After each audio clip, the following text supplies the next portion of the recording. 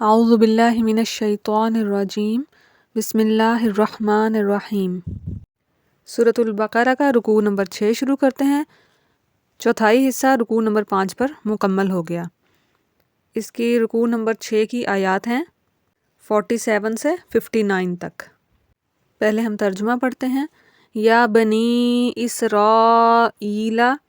اے بنی اسرائیل، یا اے یعقوب علیہ السلام کی اولاد، اذکروا، تم یاد کرو، نعمتی، میری نعمت، التی، جو انعمتا، میں نے کی، علیکم، تم پر، وانی، اور یہ کہ میں، فضلتکم، تمہیں فضیلت دی، علی، اوپر، العالمین، جہانوں پر، زمانے والوں پر۔ اے بنی اسرائیل، میری وہ نعمت یاد کرو جو میں نے تم کو عطا کی تھی،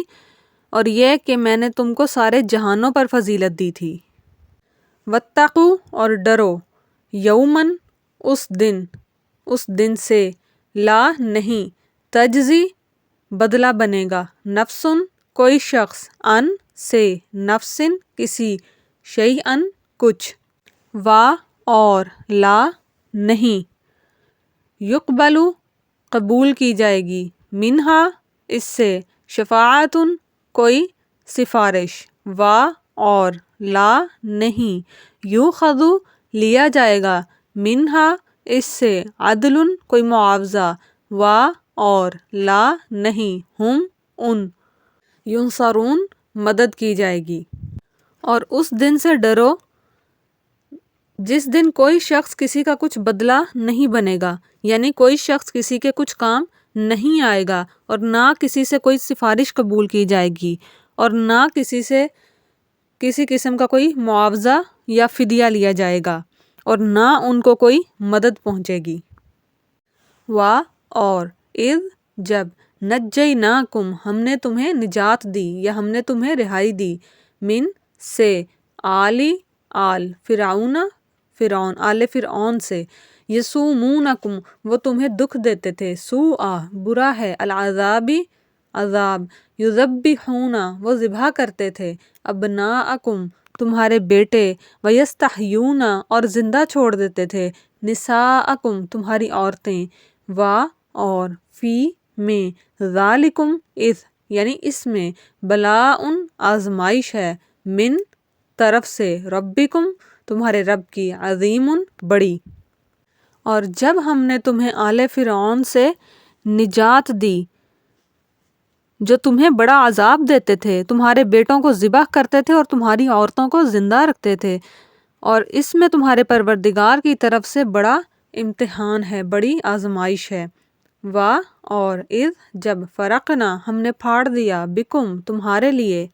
البحر، دریا، فانجیناکم، پھر تمہیں بچا لیا، اور، اغرقنا، ہم نے غرق کر دیا، ڈبو دیا، آل فرعون، آل فرعون کو، اور، انتم، تم، تنظرون، دیکھ رہے تھے۔ اور جب ہم نے تمہارے لیے دریا یا سمندر کو پھاڑ دیا اور تم سب کو بچا لیا اور آل فرعون کو غرق کر دیا اور تم یہ سب دیکھ رہے تھے، اور، اذ، جب، وعدنا، ہم نے وعدہ کیا، موسیٰ علیہ السلام سے، 40، 40، لیلتاً، راتیں، ثم، پھر، اتخذتم، تم نے بنا لیا، العجل، بچھڑا، من بعدہ، اس کے بعد، اور، انتم، تم، ظالمون، ظالم ہو۔ اور جب ہم نے موسیٰ علیہ السلام سے 40 راتوں کا وعدہ کیا، پھر تم نے بچھڑے کو ان کے بعد بنا لیا، یعنی معبود بنا لیا، اور تم ظالم ہوئے، ثم، پھر، عفونا، ہم نے معاف کر دیا، عنکم، تمہیں، من بعد، اس کے بعد، ذالک، وہ، یہاں پر اس کا مطلب یہ بنے گا، ویسے ذالک وہ کے لیے استعمال ہوتا ہے، لعلکم، تاکہ تم، پھر اس سب کے بعد بھی ہم نے تمہیں معاف کر دیا تاکہ تم شکر ادا کرو، اور، اذ، جب، آتینا، ہم نے دی، موسیٰ علیہ السلام کو، الکتاب، کتاب، والفرقان، اور جدا جدا کرنے والے احکام، لعلکم تاکہ تم تہتدون ہدایت پاؤ۔ اور جب ہم نے موسیٰ علیہ السلام کو کتاب دی اور جدا جدا کرنے والے احکام تاکہ تم ہدایت پالو۔ اور اذ جب قولا کہا موسیٰ علیہ السلام نے لقومی ہی اپنی قوم سے یا قومی اے قوم انکم بے شک تم ظلمتم تم نے ظلم کیا انفسکم اپنے اوپر باتخاذکم تم نے بنا لیا العجلہ بچڑا فتوبو سو تم رجوع کرو یعنی توبہ کرو الی طرف بارئیکم پیدا کرنے والا فقتلو سو تم ہلاک کرو انفسکم اپنی جانیں ذالکم یہ خیرن بہتر ہے لکم تمہارے لیے عندہ نزدیک بارئیکم تمہارے پیدا کرنے والے کے فتابا اس نے توبہ قبول کی علیکم تمہاری انہو بے شک وہ ہوا وہ التواب توبہ قبول کرنے والا الرحیم رحم کرنے والا ہے۔ اور جب موسیٰ علیہ السلام نے اپنی قوم سے کہا کہ اے میری قوم حقیقت میں تم نے بچھڑے کو معبود بنا کر خود اپنی جانوں پر ظلم کیا ہے، لہٰذا اب اپنے خالق سے توبہ کرو اور اپنے آپ کو قتل کرو تمہارے لیے تمہارے خالق یعنی پیدا کرنے والے کے نزدیک یہی تمہارے حق میں بہتر ہے۔ اس طرح اللہ نے تمہاری توبہ قبول کر لی، بے شک وہی ہے جو اتنا معاف کرنے والا ہے اور اتنا رحم کرنے والا ہے۔ وَإِذْ اور جب قُلْتُمْ تم نے کہا یا موسیٰ اے موسیٰ لن ہرگز نؤمنو لن ہرگز نہیں نؤمنو ہم مانیں گے لکا تجھے حتیٰ جب تک نرا ہم دیکھ لیں اللہ کو جہرتاً کھلم کھلا فاخذتکم پھر تمہیں آ لیا الصاعقۃ بجلی کی کڑک نے وانتم اور تم تنظرون دیکھ رہے تھے۔ اور جب تم نے کہا تھا اے موسیٰ ہم اس وقت تک تجھے ہرگز نہیں مانیں گے جب تک اللہ کو ہم کھلم کھلا نہ دیکھ لیں یعنی کھلی آنکھوں سے، پھر تمہیں بجلی کی کڑک نے آ لیا اور تم دیکھ رہے تھے۔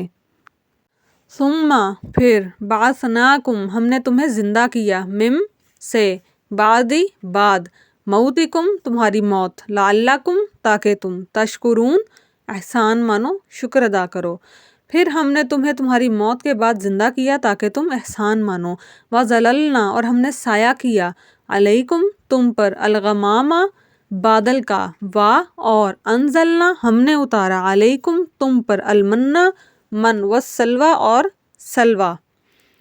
کلو کھاؤ من سے طیباتی پاک چیزیں ما جو رزقناکم ہم نے تمہیں دیں اور ما ظلمونا انہوں نے ظلم نہیں کیا ہم پر ولیکن اور لیکن کانو تھے انفسہم اپنی جانوں پر یظلمون وہ ظلم کرتے تھے۔ اور ہم نے تم کو بادل کا سایہ عطا کیا اور تم پر من و سلویٰ نازل کیا کہ جو پاکیزہ رزق ہم نے تمہیں بخشا ہے اسے کھاؤ، اور انہوں نے ہمارا کچھ نہیں بگاڑا بلکہ وہ خود اپنی جانوں پر ہی ظلم کرتے رہے۔ وَإِذْ اور جب قلنا ہم نے کہا ادخلوا تم داخل ہو ہذہ اس القریۃ بستی میں فکلوا پھر کھاؤ منہا اس سے حیث جہاں سے شئتم تم چاہو رغداً اطمینان سے وادخلوا اور تم داخل ہو الباب دروازہ سجداً سجدہ کرتے ہوئے وقولوا اور کہو حطۃ بخش دے نغفر ہم بخش دیں گے لکم تمہیں خطایاکم تمہاری خطائیں وسنزید اور ان قریب زیادہ دیں گے المحسنین نیکی کرنے والوں کو۔ اور جب ہم نے کہا تھا کہ اس بستی میں داخل ہو جاؤ اور اس میں سے جہاں سے جی چاہو اطمینان سے یعنی جی بھر کر کھاؤ، اور دروازے میں جھکے سروں کے ساتھ داخل ہونا اور یہ کہتے جانا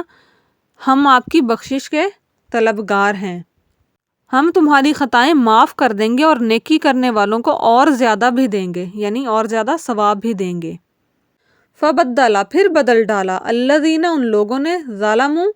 جنہوں نے ظلم کیا، قولاً بات کو، غیرہ دوسری، الذی وہ جو کہ، قیلہ کہی گئی، لہم انہیں، پھر انزلنا ہم نے نازل کیا یا اتارا، علی اوپر، الذین ان لوگوں کے، ظلموا جنہوں نے ظلم کیا، رجزن عذاب، من سے، السماء آسمان، بما کیونکہ، کانو کرتے تھے، یفسقون نافرمانی۔ مگر ہوا یہ کہ جو بات ان سے کہی گئی تھی ظالموں نے اسے بدل کر ایک اور بات بنا لی، پھر ہم نے ظالموں پر آسمان سے عذاب اتارا کیونکہ وہ نافرمانی کرتے تھے۔ یہ سورۃ البقرہ کا رکوع نمبر 6 ہے۔ رکوع نمبر 5 ہم پہلے پڑھ چکے ہیں، اور رکوع نمبر 5 سے رکوع نمبر 14 اور 15ویں رکوع کی پہلی 2 آیات، یہ بنتے ہیں 10 رکوع اور 2 آیات۔ یہ بنی اسرائیل سے خطاب ہے، یہود سے خطاب ہے۔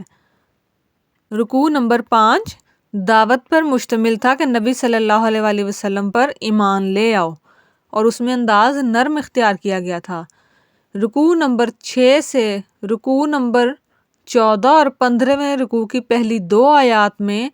اللہ تعالیٰ نے ان کو اپنے احسانات گنوا کر ان کی بدعمالیوں کا ذکر کیا ہے کہ تم پر جو آفت آئی ہے، جو اللہ کی ناراضگی آئی ہے، وہ تمہارے اپنے ہی اعمال کے سبب ہے، جس طرح کہ ایک فرد جرم ان پر عائد کی گئی ہو، ان کو ان کے اعمال یاد کرائے گئے، ان کی نافرمانیاں یاد کروائی گئی ہیں۔ تو ان رکوعوں کے اندر بنی اسرائیل کی ہسٹری بھی آ جاتی ہے کہ یہ لوگ کیا کیا کرتے رہے، کیا کیا برے اعمال انہوں نے کیے جن کی وجہ سے اللہ تعالیٰ کی ناراضگی آئی۔ اور جب کسی ایک امت یا ایک گروہ کے لیے تنبیہ آتی ہے تو سبھی کے لیے ہوتی ہے کہ وہ بھی ایسے اعمال نہ کریں جن سے اللہ تعالیٰ ناراض ہوں۔ اس کے لیے ہم احادیث دیکھتے ہیں۔ حضرت عبداللہ بن عمرو رضی اللہ عنہ سے مروی ہے کہ رسول صلی اللہ علیہ وآلہ وسلم نے فرمایا، لَيَأْتِيَنَّ عَلَىٰ أُمَّتِي مَا آتَىٰ عَلَىٰ بَنِي إِسْرَائِيلَ حَزْوَ النَّعْلَ بِالنَّعْلِ، میری امت پر بھی وہ سب حالات وارد ہو کر رہیں گے جو بنی اسرائیل پر آئے تھے، بالکل ایسے جیسے ایک جوتی دوسرے جوتی سے مشابہ ہوتی ہے۔ یعنی مسلمانوں پر بھی، امت محمدیہ پر بھی ویسے ہی حالات آئیں گے جیسے بنی اسرائیل پر آئے تھے، اور بالکل ویسے ہی ملتے جلتے۔ ایک اور حدیث ہے جو کہ حضرت ابو سعید خدری رضی اللہ عنہ سے مروی ہے۔ رسول صلی اللہ علیہ وآلہ وسلم نے فرمایا، تم لازماً اپنے سے پہلوں کے طور طریقوں کی پیروی کرو گے، بالشت کے مقابلے میں بالشت اور ہاتھ کے مقابلے میں ہاتھ، یہاں تک کہ اگر وہ گو کے بل میں گھسے ہوں گے تو تم بھی گھس کر رہو گے۔ ہم نے عرض کیا، یعنی صحابہ نے عرض کیا، اے اللہ کے رسول صلی اللہ علیہ وآلہ وسلم، یہود و نصارہ کی، یعنی کیا یہود و نصارہ کی پیروی کریں گے؟ تو آپ صلی اللہ علیہ وآلہ وسلم نے فرمایا، تو اور کس کی؟ یعنی امت محمدیہ بھی ایک وقت آئے گا کہ ایسے ہی ہو جائے گی جیسے پچھلی نافرمان امتیں تھیں، یہود و نصارہ۔ اور آج ہم دیکھتے ہیں کہ ہمارے اعمال کیسے ہو چکے ہیں، اور پھر اللہ تعالیٰ کی ظاہر ہے ناراضگی بھی پھر ہوتی ہے۔ تو مسلمانوں کے لیے بھی اس میں تنبیہ ہے کہ وہ بھی سیدھے رستے پر آ جائیں۔ چھٹے رکوع کی پہلی 2 آیات، اے بنی اسرائیل یاد کرو میرے احسان کو جو میں نے تم پر کیے، اور میں نے تمہیں تمام عالم پر، تمام جہانوں پر فضیلت دی، اور ڈرو اس دن سے جب کوئی شخص کسی دوسرے کے کام نہیں آئے گا، اور نہ کسی کی کوئی سفارش قبول کی جائے گی، نہ ان کی طرف سے بدلہ لیا جائے گا، اور نہ ان کو مدد پہنچے گی۔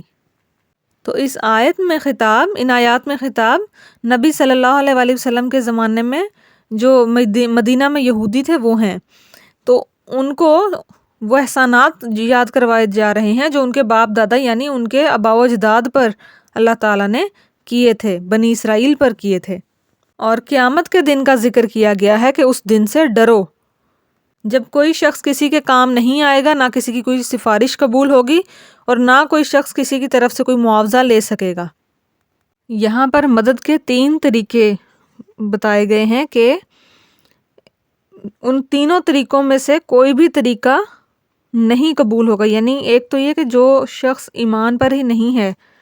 کافر ہے، اس کی شفاعت بھی قبول نہیں ہوگی۔ دوسرا،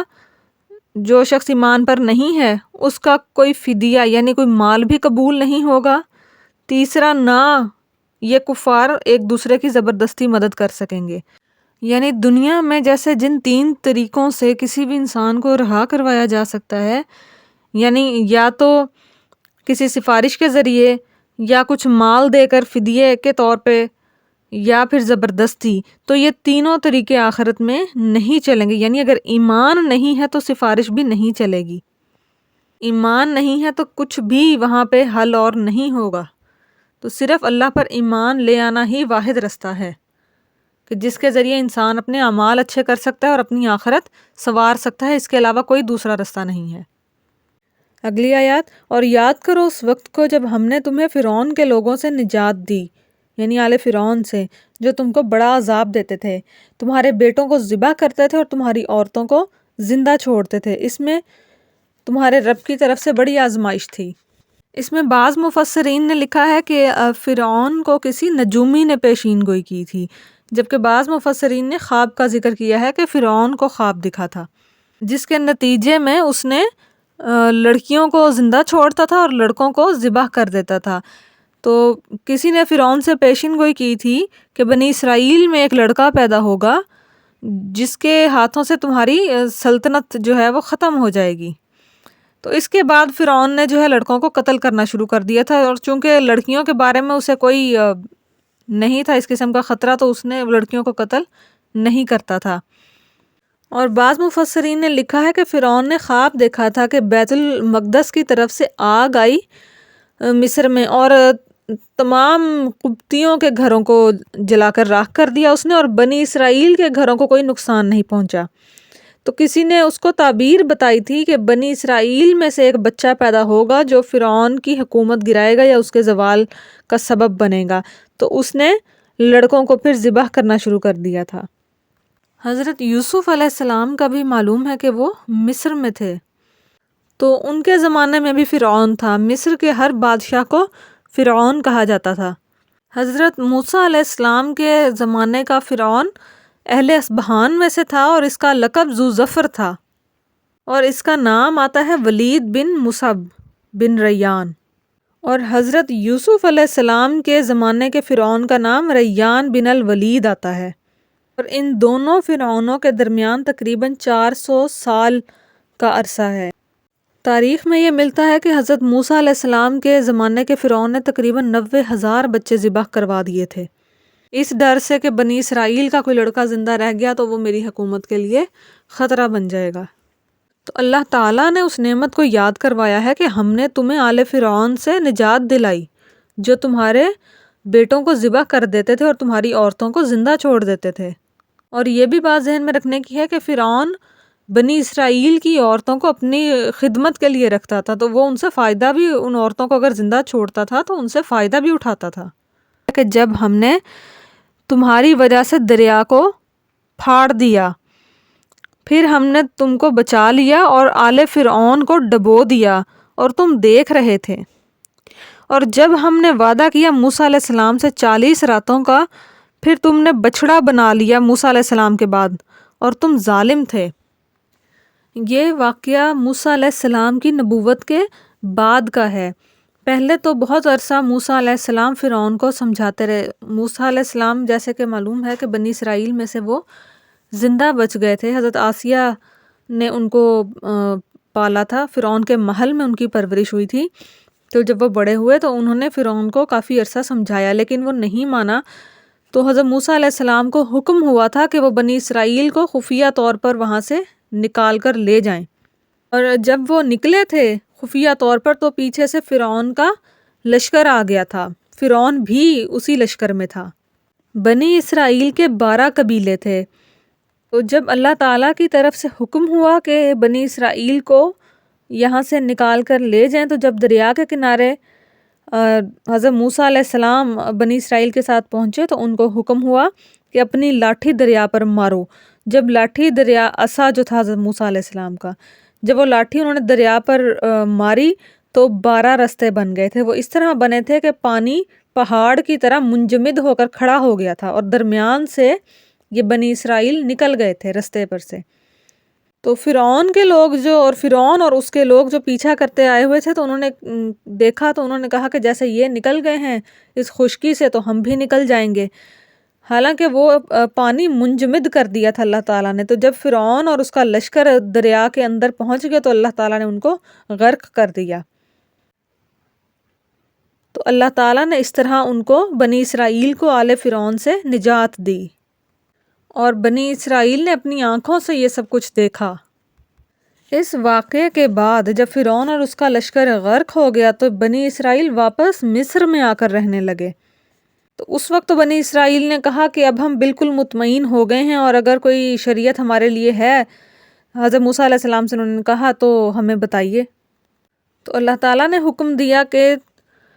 30 راتیں یعنی 1 مہینہ اللہ تعالیٰ کی عبادت کریں گے موسیٰ علیہ السلام، اور اس کے بعد اللہ تعالیٰ ان کو ایک کتاب عطا کریں گے۔ تو حضرت موسیٰ علیہ السلام نے 1 ماہ روزے رکھے اور عبادت کی، اور اس کے بعد روزہ افطار کر لیا۔ مفسرین لکھتے ہیں کہ ان 30 راتوں کے بعد جب موسیٰ علیہ السلام نے روزہ افطار کیا تو اللہ تعالیٰ نے کہا کہ اللہ تعالیٰ کو روزے دار کے روزے کے بعد جو اس کے منہ سے رائحہ پیدا ہوتی ہے، اللہ تعالیٰ کو وہ پسند ہے، لیکن چونکہ موسیٰ علیہ السلام نے افطار کر لیا اور وہ رائحہ ختم ہو گیا تو اللہ تعالیٰ نے ان کو 10 روزے مزید رکھنے کے لیے کہا۔ تو 40 روزے رکھنے کے لیے اللہ تعالیٰ نے ان کو حکم دیا، یعنی کل 40 روزے ہو گئے۔ اور بعض مفسرین لکھتے ہیں کہ 30 راتیں عبادت کے لیے تھیں اور اگلی 10 جو ہیں وہ تورات کے نزول کے لیے تھیں۔ بنی اسرائیل میں ایک آدمی تھا سامری نام کا۔ جب موسیٰ علیہ السلام عبادت کے لیے چلے گئے تو اس نے چاندی یا سونے کا ایک بچڑا بنا لیا۔ سامری کے پاس حضرت جبرائیل علیہ السلام کے گھوڑے کے کھر کی مٹی تھی۔ جب اس نے وہ مٹی اس بچڑے کے منہ میں ڈال کر پھونک ماری تو بچڑے میں جان پڑ گئی اور وہ ایک زندہ بچڑا بن گیا، اور جو لوگ یہاں پر موجود تھے ان سب نے اس بچڑے کی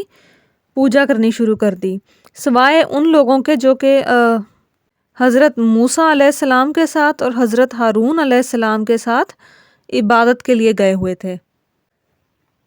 پھر آیت ہے، پھر معاف کیا ہم نے تم کو اس پر بھی تاکہ تم احسان مانو۔ اس کے باوجود اللہ تعالیٰ نے ان کی توبہ قبول کی۔ اور پچھلی آیت میں جو تھا کہ بچڑے کی پرستش شروع کر دی اور اسے معبود بنا لیا اور تم ظالم تھے، تو ظلم اس طرح سے کہ شرک بہت بڑا ظلم ہے۔ قرآن پاک کے اپنے الفاظ ہیں، ان الشرک لظلم عظیم، کہ بے شک شرک بہت بڑا ظلم ہے۔ یہ صرف گناہ ہی نہیں ہے، شرک ایک بہت بڑا ظلم ہے کہ انسان اپنے حقیقی پروردگار کو چھوڑ کر کسی اور کی عبادت کرے یا کسی اور کو اس کی عبادت میں شریک ٹھہرائے، یہ بہت بڑا ظلم ہے۔ اور جب ہم نے موسیٰ علیہ السلام کو کتاب دی، والفرقان، حق کو ناحق سے جدا کرنے والی، لعلکم، تاکہ تم تہتدون، سیدھے رستے پر آ جاؤ، یعنی اللہ تعالیٰ نے ان کو تورات کے ذریعے شریعت عطا فرما دی، کیونکہ احکام شریعت سے اختلافی مسائل سارے ختم ہو جاتے ہیں،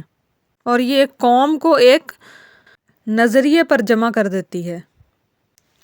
اور جب موسیٰ علیہ السلام نے اپنی قوم سے کہا، اے قوم، تم نے نقصان کیا ہے، ظلم کیا ہے اپنا یہ بچڑا بنا کر، سو اب توبہ کرو اپنے پیدا کرنے والے کی طرف، باریکم، اپنے پیدا کرنے والے کی طرف، اور مار ڈالو اپنی اپنی جان، یہ بہتر ہے تمہارے لیے اور تمہارے خالق کے نزدیک۔ پھر متوجہ ہوا اللہ تم پر، اللہ نے یعنی پھر توبہ ان کی قبول کی، بے شک وہی ہے معاف کرنے والا نہایت مہربان۔ فَاقْتُلُوا أَنفُسَكُمْ، مار ڈالو اپنی جانیں۔ اب اس سے کیا مراد ہے؟ یہ لوگ چونکہ منحرف ہوئے تھے، مرتد ہو گئے تھے، تو بنی اسرائیل کے جو 12 قبیلے تھے، ہر قبیلے میں سے کچھ لوگوں نے شرک اور کفر کیا تھا اور بچڑے کو معبود بنا لیا تھا۔ جو لوگ حضرت ہارون علیہ السلام، حضرت موسیٰ علیہ السلام کے ساتھ عبادت کے لیے گئے ہوئے تھے، انہوں نے ایسا نہیں کیا تھا۔ تو بنی اسرائیل کو یہ حکم ہوا کہ وہ اپنے ان لوگوں کو قتل کر دیں جنہوں نے اپنی جانیں، مار ڈالو یعنی اپنے قبیلے میں جن لوگوں نے یہ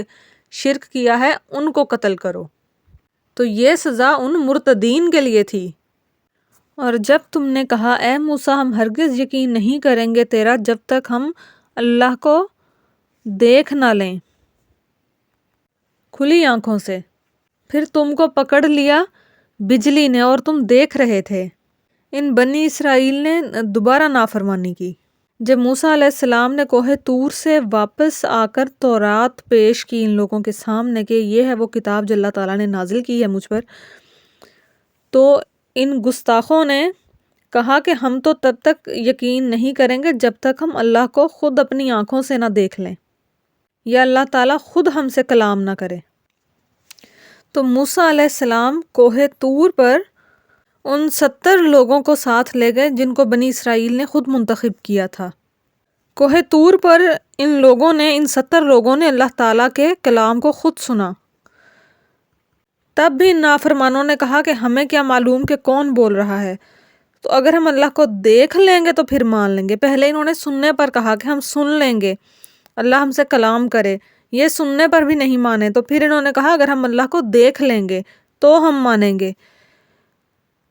تو دنیا میں کوئی شخص اللہ تعالیٰ کو دیکھنے کی قوت نہیں رکھ سکتا۔ تو اس گستاخی پر ان پر بجلی کا عذاب آیا، ان پر بجلی گر گئی اور وہ 70 کے 70 ہلاک ہو گئے۔ اور اس موت کے بعد ہم نے تم کو پھر زندہ کیا تاکہ تم شکر ادا کرو، یعنی اللہ تعالیٰ کے حکم سے ان کو دوبارہ زندہ کیا گیا کہ کہیں یہ ان کے جو باقی پیچھے قبائل ہیں بنی اسرائیل کے، وہ یہ نہ کہیں موسیٰ علیہ السلام نے کہیں لے جا کر قتل کر دیا اور یہ ان پر تہمت نہ لگائیں دوبارہ سے۔ تو اللہ تعالیٰ نے موسیٰ علیہ السلام کو اس تہمت سے محفوظ رکھنے کے لیے ان لوگوں کو دوبارہ زندگی عطا کی، اور یہ لوگ بھی تاکہ اللہ کا شکر ادا کریں۔ اور ہم نے تم پر سایہ کیا بادلوں کا اور تم پر منو سلوہ اتارا کہ پاک چیزوں میں سے کھاؤ جو ہم نے تمہیں دیں، اور انہوں نے ہم پر کوئی ظلم یا ہمارا نقصان نہیں کیا بلکہ اپنی ہی جانوں پر ظلم کیا ہے، اپنا ہی نقصان کیا ہے۔ یہ دونوں قصے وادی طیہ کے ہیں۔ اللہ نے 9ویں انعام کا ذکر کیا ہے کہ موسیٰ علیہ السلام کو فرمایا کہ بنی اسرائیل اپنے آبائی ملک شام کی طرف لوٹیں۔ بنی اسرائیل کا اصل وطن ملک شام ہے، وہاں پر اس وقت عمالقہ قوم رہتی تھی۔ جب فرعون غرق ہو گیا تو اللہ تعالیٰ نے حکم دیا کہ یہ لوگ عمالقہ سے جہاد کریں، کہ ان سے ادنا سا جہاد کریں گے تو عمالقہ قوم وہاں سے بھاگ جائے گی۔ لیکن جب یہ لوگ شام کے قریب پہنچے تو یہ بزدل ہو گئے اور انہوں نے جہاد سے صاف انکار کر دیا، جبکہ اللہ تعالیٰ نے ان کو بتا دیا تھا کہ یہ معمولی سا جہاد کریں گے تو اپنی اصل جگہ کو ان کے قبضے سے چھڑوا سکیں گے، لیکن انہوں نے پھر بھی انکار کر دیا۔ تو اللہ تعالیٰ نے سزا کے طور پر ان کو 40 برس تک ایک ہی میدان میں رکھا، وادی طیہ میں۔ یہ صبح کو مصر کی طرف واپس آتے تھے اور جب رات ہوتی تھی، صبح کو چلتے تھے وہاں سے، جب رات ہوتی تھی تو یہ ٹھہر جاتے تھے، اور جب صبح ہوتی تھی اگلی تو یہ دیکھتے تھے یہ اسی مقام پر ہیں جہاں سے انہوں نے چلنا شروع کیا تھا۔ یہ 40 سال تک ایک ہی میدان میں گھومتے رہے، اور یہ میدان مصر اور شام کے درمیان تقریباً 10 میل کا علاقہ تھا صرف۔ یہ اس میں بھی سفر کرنے کے باوجود 40 سالوں میں اس سے باہر نہیں نکل سکے تھے۔ یہ اللہ تعالیٰ کی طرف سے سزا تھی ان پر، اور اس میدان میں ظاہرہ ضروریات زندگی کی کوئی چیزیں نہیں تھیں، پھر بھی اللہ تعالیٰ نے ان کے اوپر احسان کیا کہ دھوپ سے بچنے کے لیے ان کے اوپر بادلوں کا سایہ کیا، کھانے کے لیے ان کے اوپر منو سلوہ نازل فرمایا۔ ان کو پانی کی ضرورت پڑی تو اللہ کے حکم سے جب موسیٰ علیہ السلام نے ایک پتھر پر لاٹھی ماری تو اس میں سے چشمے پھوٹ پڑے۔ اور ایک تفسیر میں تو یہاں تک آتا ہے کہ اللہ تعالیٰ نے اپنے معجزے کے طور پر ان کے جو کپڑے تھے وہ میلے نہیں ہوتے تھے، نہ پھٹتے تھے، ان کے بچوں کے جو کپڑے تھے وہ جیسے جیسے بڑھتے تھے ان کے کپڑے بھی بڑھتے رہتے تھے، یہ تک انعامات ان کے اوپر کیے۔ اور ان کو ایک اور اہم حکم جو ہوا تھا وہ یہ تھا کہ ان لوگوں کو حکم تھا کہ تم لوگوں نے جمع نہیں کرنا، جو ہو خرچ کر لیا کرو، لیکن ان لوگوں میں لالچ اتنی تھی کہ یہ پھر بھی جمع کرتے تھے، اور وہ کھانے کا بھی سامان جو ہوتا تھا وہ گلنا سڑنا شروع ہو جاتا تھا۔ یہ وقت پر پورا خرچ نہیں کرتے تھے اور جمع کرتے تھے، پھر وہ گل سڑ جاتا تھا۔ اور جب ہم نے کہا کہ اس شہر میں داخل ہو جاؤ اور جہاں سے چاہو اطمینان سے کھاؤ اور پیو، اور دروازے سے سجدہ کرتے ہوئے داخل ہو، اور کہو حطۃ یعنی بخش دے تو ہم تمہاری خطائیں معاف کر دیں گے اور نیکی کرنے والوں کو اور بھی زیادہ دیں گے۔ 10واں انعام کا ذکر ہے۔ هذه القریۃ، یہ بستی، یہ یہاں پر بیت المقدس مراد ہے۔ حضرت موسیٰ علیہ السلام کے خلیفہ یوشع بن نون کی قیادت میں ان کی برکت سے بیت المقدس کا جو شہر تھا وہ فتح ہو گیا تھا۔ یہ وادی طیہ میں جو ان کو اللہ تعالیٰ نے سزا دی تھی اس کے 40 سال مکمل ہونے کے بعد کی بات ہے، اور وادی طیہ میں یہ بیت المقدس کی طرف رخ کر کے اپنی عبادت کرتے تھے۔ وادی طیہ سے بیت المقدس کی طرف جو دروازہ تھا اس دروازے سے ان کو داخل ہونے کا حکم ہوا تھا کہ قبلے والا جو دروازہ ہے وہاں سے تم سجدہ کرتے ہوئے یعنی اللہ کا شکر ادا کرتے ہوئے عاجزی کے ساتھ داخل ہونا اور کہتے جانا بخش دے، حطۃ بخش دے تو ہم نیکی کرنے والوں کو اور زیادہ ثواب دیں گے، لیکن ان لوگوں نے یہاں پر بھی نافرمانی کی۔ پھر بدل ڈالا ظالموں نے بات کو خلاف اس کے جو ان سے کہی گئی تھی، یعنی انہوں نے اس بات کو اختیار کیا جو ان سے نہیں کہی گئی تھی۔ پھر ہم نے ظالموں پر آسمان سے عذاب اتارا کیونکہ وہ نافرمانی کرتے تھے، بجائے حطۃ یعنی معاف کر دے اس کی بجائے انہوں نے بعض جگہ پہ آتا ہے کہ حنطۃ یا پھر حبۃ فی شعیرۃ یعنی گندم یا جو کہنا شروع کر دیا۔ یہ لوگ اللہ تعالیٰ کی طرف سے نازل کردہ من و سلوہ کھانے سے بھی اکتا گئے اور انہوں نے مغفرت کی بجائے گندم یا جو یعنی زمین سے اگی ہوئی چیزیں غلہ مانگنا شروع کر دیا۔ اللہ تعالیٰ کی نعمت کی ناقدری کی انہوں نے دوبارہ سے، تو ان پر اللہ تعالیٰ نے طاعون کا عذاب پھر نازل کیا کہ جیسے ہی یہ شہر میں داخل ہوئے جن لوگوں نے بھی اللہ تعالیٰ کے قول کے علاوہ دوسرا قول یعنی معافی کی بجائے غلہ مانگنا شروع کیا وہ سب طاعون کی بیماری میں مارے گئے، اور بعض مفسرین نے ان ہلاک ہونے والوں کی تعداد 70,000 تک لکھی ہے کہ اتنے لوگ طاعون کی بیماری سے بنی اسرائیل کے مارے گئے تھے۔ یہ اللہ تعالیٰ کی طرف سے ان کی نافرمانیوں کے سبب ان کے اوپر عذاب آیا تھا۔ رکوع نمبر 6 میں اللہ تعالیٰ نے اپنے انعامات اور احسانات کا ذکر کیا ہے اور ان کی نافرمانیوں کا بھی، اور جو ان کو سزائیں ملتی رہیں ان کا بھی۔ یہ تمام انسانوں کے لیے بھی سوچنے کی بات ہے کہ جس رب نے ان کو پیدا کیا ہے، ان کو رزق دے رہا ہے، ان کو پال رہا ہے، وہ اس کی نافرمانی سے باز آ جائیں اور اپنے رب کی طرف لوٹ آئیں، اور خاص طور پر امت محمدیہ کے لیے کہ اللہ تعالیٰ نے ان کو اسلام جیسی عظیم نعمت عطا فرمائی اور پچھلی نافرمان امتوں کو ختم کر کے اور پچھلی شریعتوں کو منسوخ کر کے اللہ تعالیٰ نے اس امت کے ذمے زمین میں اپنی خلافت کا انعام کیا ہے کہ آدم علیہ السلام زمین میں اللہ تعالیٰ کے خلیفہ تھے، پھر جیسے جیسے انبیاء آتے گئے وہ امتیں زمین میں اللہ کی